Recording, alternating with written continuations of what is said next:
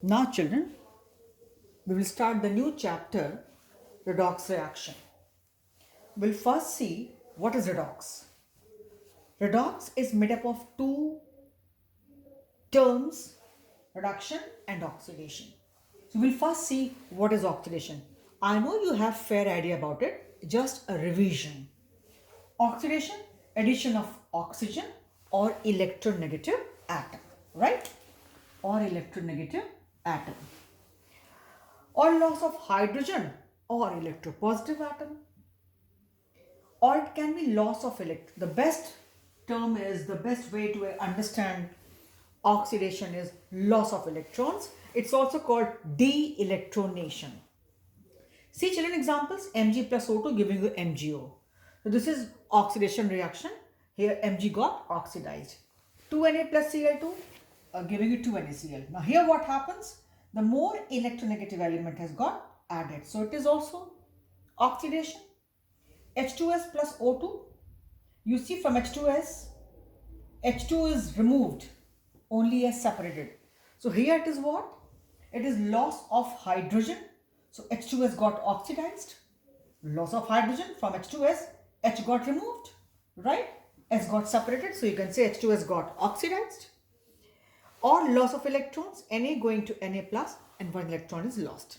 So simple phenomena again children, addition of O or electronegative atom, just one thing, or loss of hydrogen or electropositive atom. You all know very well, I know. And at this level, nobody is going to even ask you what is oxidation, just revision, fast revision. Loss of electrons, or we call it de-electronation. Children, the key thing is loss of electrons, and that is your oxidation. But sometimes what happens, we cannot see the reaction in terms of electrons. So at times we have to see addition of O or more electronegative elements. So everything is known to you, just a fast revision. Now reduction, it has to be opposite of that. As it was addition of oxygen, it is removal of oxygen. It was addition of electronegative atom, or it will be removal of electronegative atom. Second was loss of hydrogen, here it will be addition of hydrogen. Or electropositive atom, here it will be addition of electropositive atom. Means what all was there, just the reverse of that will be here. Here it was loss of hydrogen or electropositive atom. Here it will be addition of hydrogen or electropositive atom. Here it was loss of electrons, here it will be gain of electrons. It was de-electronation, it is electronation. See here, it is gain of electrons. Key thing is gain of electrons. Key thing is gain of electrons. So here, gain of electrons, like you had cupric ions, Cu2 plus took up 1 electron, 2 electrons and got converted to Cu. Or from HgO, on heating, O2 is separated out, so it is also reduction. Then you see children, FeCl2 plus H2 giving you FeCl2 plus 2HCl. So this is also a reduction reaction because here H2 got added. Or you had ethene C2H4 plus H2 giving you C2H6. Nothing is special here. I am 100% sure you all know it. But children, I had to give you just the short, simple information in the kind of simple, fast revision. So I just gave you this.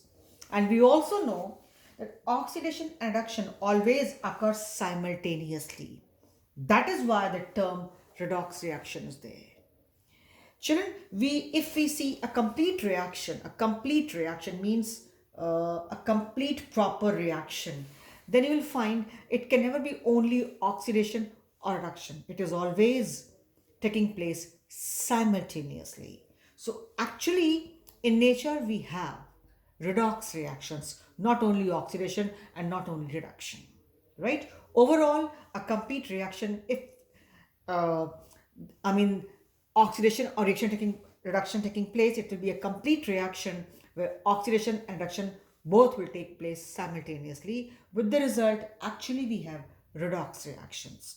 There are very few examples. Even if you see here Mg plus O2 giving you MgO, you will say okay, it is a oxidation reaction, But children, if we'll go deeper, we will find no, it has got something else also, because there's no reaction where oxidation takes place, and there's no reaction where only reduction takes place if it is a complete balanced reaction.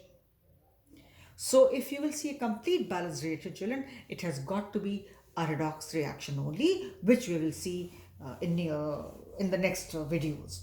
Like we have 2FeCl3 plus SnCl2.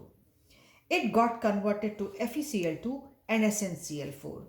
So here what has taken place, FeCl3 goes to FeCl2, it is reduction, and SnCl2 goes to SnCl4, it is oxidation. How so? Why so? That we will see in our next video. I just took one example to show you that you see it takes place simultaneously. Even if you talk of this reaction, children, you will say that it is addition of O, it is oxidation. But actually, if I analyze, we can see here also what has got oxidized and what has got reduced, right? So if you see here, like I gave you under the category oxidation, H got removed, but here too oxidation and reduction both have taken place. Here too oxidation and reduction both have taken place. It's only here that I can see loss of electron, and this is an oxidation reaction, but it is a half reaction, not a complete reaction, children. With the result, if at all you have a complete balanced reaction, it has got to be a redox reaction. Half reactions can be oxidation or reduction, and they are generally there, but a complete reaction has got to be a redox reaction. In short, overall, O and H you see, they are kaddish things, I would say. If you want to see oxidation, you must see loss of electrons. If you want to see reduction, you must see gain of electrons. On the basis of that only we decide thing has got oxidized or reduced. How to find out that? We will see that in the next video. So for this video, we stop here. Everything was known to you, I know. It was just a revision, quick revision.